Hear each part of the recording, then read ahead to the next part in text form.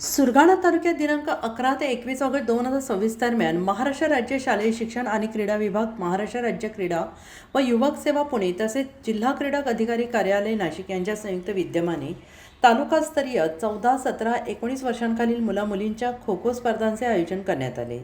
अलंगून आणि खिरडी येथे पार पडलेल्या या स्पर्धांमध्ये आदर्श समता शिक्षण प्रसारक मंडळाच्या आश्रमशाळांनी दमदार कामगिरी करत तीनही वयोगटात आपले वर्चस्व कायम ठेवले।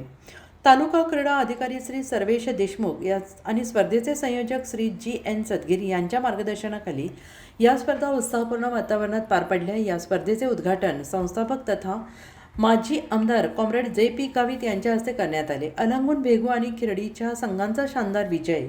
14 वर्षाखाली गटात अलंगून आश्रमशाळेच्या मुलांच्या आणि मुलींच्या संघाने विजेतेपद पटकावले। 17 वर्षाखालील गटात अलंगून आश्रमशाळेच्या मुलांच्या संघाने तर भेगू आश्रमशाळेच्या मुलींच्या संघाने विजय संपादन केला।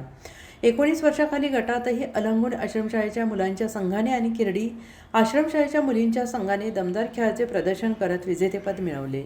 या उल्लेखनीय कामगिरीमुळे आदर्श समता शिक्षण संस्थेतील अनुदानित आश्रमशाळा अलंगूनचे 4 संघ तर भेगू आणि खिरडी आश्रमशाळेचा प्रत्येकी 1 संघ असे एकूण 6 संघ जिल्हास्तरीय स्पर्धेसाठी पात्र ठरले आहेत। तालुक्यातील विविध शाळांचा सहभाग हा तालुकास्तरीय खो खो स्पर्धेत तालुक्यातील अनुदानित आश्रमशाळा, शासकीय आश्रमशाळा तसेच जिल्हा परिषद शाळांनी मोठ्या उत्साहाने सहभाग घेतला।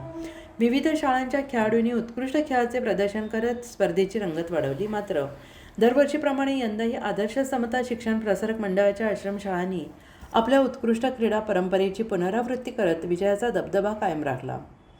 खेळाडूंच्या सातत्यपूर्ण सरावाला, क्रीडा शिक्षकांच्या मार्गदर्शनाला आणि संस्थेच्या प्रोत्साहनाला या यशाचे श्रेय दिले जात आहे। या विजयामुळे सुरगाणा तालुक्यातील क्रीडा क्षेत्रात आदर्श समता शिक्षण प्रसारक मंडळाचा नावलौकिक आणखीनच वाढला आहे। जिल्हा स्तरावर हे सर्व संघ चमकदार कामगिरी करतील असा विश्वास व्यक्त केला जातो आहे। विजयी खेळाडूंचे संस्थापक अध्यक्ष कॉम्रेड JP गावित, संस्थेचे संचालक मंडळ समन्वयक, प्राचार्य, मुख्याध्यापक, शिक्षक, शिक्षकेतर कर्मचारी तसेच पालकांनी अभिनंदन केले। मैदानावर खेळाडूंच्या विजयासाठी मेहनत घेणाऱ्या सर्व क्रीडा शिक्षकांचे विशेष कौतुक करण्यात आले। तसेच जिल्हास्तरीय स्पर्धेसाठी पात्र ठरलेल्या सर्व संघांना पुढील वाटचालीसाठी शुभेच्छा देण्यात आल्या। उत्तर महाराष्ट्र न्यूज नेटवर्कसाठी पांडुरंग विरार, प्रतिनिधी सुरगाणा पेठ।